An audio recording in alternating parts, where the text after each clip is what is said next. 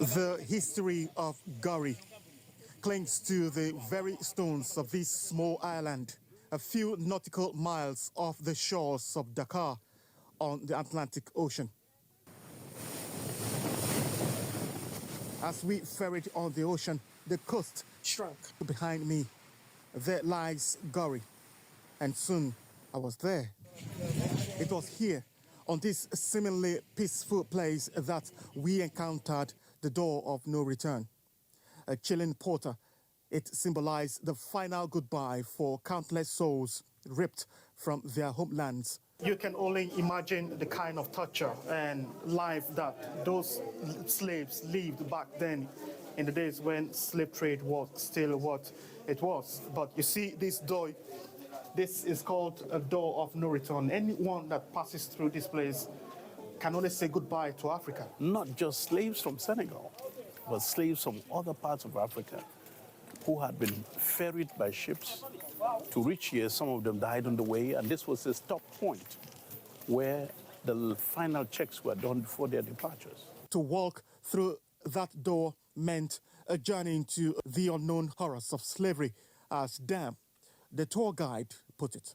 The prison for rebel slaves, those brave enough to defy their captors, stands as a stark reminder of the brutality endured. Many people came out from there weeping, as if to say the stories they have just heard have just happened.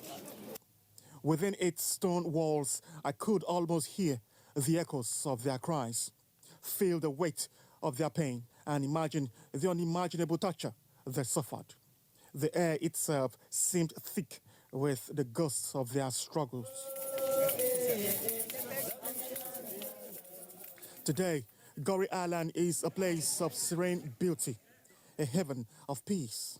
Yet, the threats of coastal erosion looms, a constant reminder of the fragility of history and the importance of preserving these vital memories. Today, the AUB, with the Ministry of Environment and the Radio and Television of Senegal, came to introduce to journalists coming from all over the world to see the impacts of coastal erosion. So that's why we're here.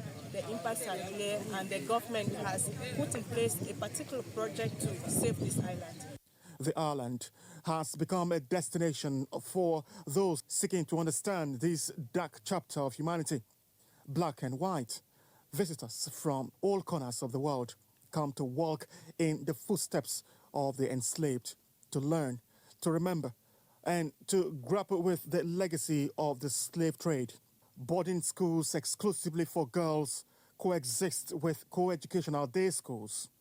The vibrant pulse of human activity beat through the crafts markets, restaurants, and residential buildings.